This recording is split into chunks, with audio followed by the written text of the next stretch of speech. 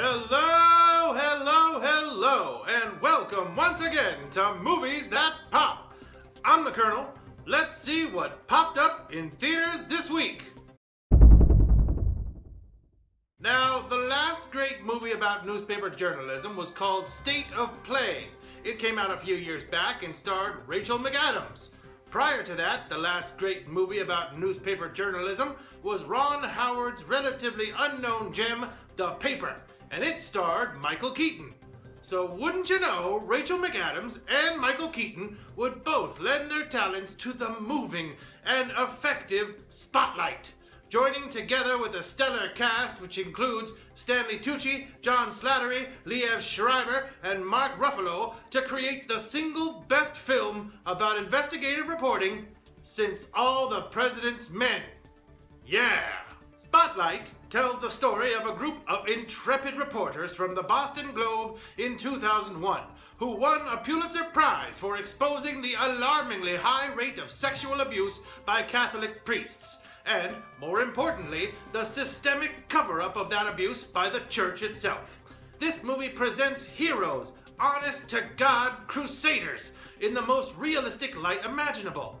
Very rarely do characters give impassioned speeches, and very rarely do they directly confront the true villains of the piece face to face. The film is gripping specifically because of its steadfast, earnest tone. It is presented without fanfare, without courtroom histrionics, without teeth-gnashing villains, without major twists or smoking guns. You get to witness and marvel at a team of relentless professionals fighting inch by inch to bring this evil system into the spotlight. This is one of the great dramas of the year. That's it for the capsule review. Let's get in depth. Spotlight is the name of a special investigative unit within the Boston Globe.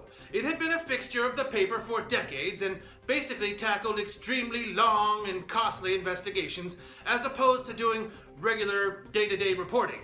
When the story of Spotlight, the film, begins, a new editor has been hired at the Boston Globe, and he's played by Liev Schreiber. Everyone thinks he's going to downsize, perhaps even starting with the illustrious but expensive Spotlight unit.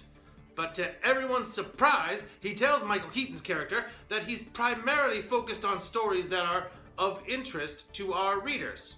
And that's that. So once Schreiber's character handpicks a story about systemic child abuse for Spotlight and then asks them to devote their resources to it, they find out that the problem is bigger than initially thought. But when they ask for the go-ahead to publish their findings, Schreiber surprises them once again. But the numbers clearly indicate that there were senior clergy involved. That's all they do. Indicate. Are you telling me that if we run a store with 50 pedophile priests in Boston... Mike, we'll get into the same catfight you got into on Porter, which made a lot of noise, but changed things not one bit. We need to focus on the institution, not the individual priests. Practice and policy. Show me the church manipulated the system so that these guys wouldn't have to face charges. Show me they put those same priests back into parishes time and time again. Show me this was systemic, that it came from the top down. And that clip just underscores the tone of this movie. Involved, intelligent people trying at all times to uncover the truth and to do what they think is right. This is a story of debate and discussion, of strategy and delegation, of good old-fashioned legwork, cold calls, knocking on doors, striking at opportunities when interviewing witnesses. You know, good old solid reporter stuff that has become cliche, but this movie oddly makes it fresh and exciting again. Take this scene, where Mark Ruffalo's character tries to get the information he needs from an attorney who, while he is on the same side, doesn't fully trust Ruffalo here, and he may not even be able to help out at all due to some sealed documents. So, I pull out the 14 most damning docs and I attach them to my motion. And they prove everything. Everything. About the church, about the bishops, about law. And it's all public. Because your motion to oppose Roger's motion is public. Yeah, exactly. Now you're paying attention. And so I could just walk into that courthouse right now and get those documents? No, you cannot. Because the documents are not there. But you just said they're public. I know I did. But this is Boston. And the church does not want them to be found. So, they are not there. Mitch, are you telling me that the Catholic Church removed legal documents from that courthouse? Look, I'm not crazy. I'm not paranoid. I'm experienced. There are some bad deeds exposed in Spotlight, but the best part of this movie's approach is that it does not create villain characters. The sensitivity and restraint used here is so admirable. We never see the abuse, but we do get to know the victims, and we can infer the rest. There are constant shots of playgrounds with big churches looming large in the background. It's obvious symbolism, but it's subtle, and it's enough.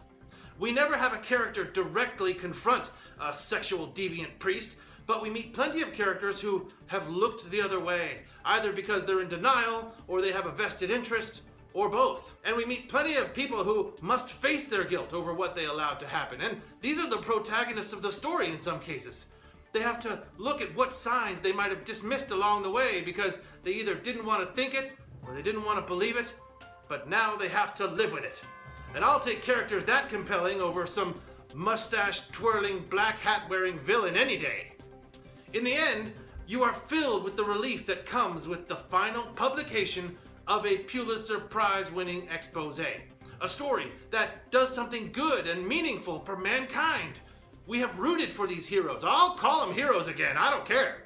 And along the way, we bravely marched through the trails of human misery caused by an institution that denied wrongdoing, and also those who knew better but stayed silent. Also, based on the title cards at the end, there's still a long way to go. Sitting in the dark as the credits roll, you may be mad, you may be inspired, or you may just be in awe, but Spotlight ensures that you will definitely feel something, and something strongly. That is what the best movies do. Extra large bag of popcorn for Spotlight. This may not be the most obvious choice at the multiplex, and you might be scared off because of the subject matter, but let me tell you, this movie is definitely one of the year's biggest surprises. That does it for this edition of Movies That Pop. Don't forget to follow me, the Kernel, on Twitter @MoviesThatPop. Also, click the icon right down there to subscribe so you'll never miss a review. In the meantime, leave your comments below and click the thumbs up to indicate you like what you heard. Thanks for watching. I'm the Kernel. Can I get an amen? Yeah.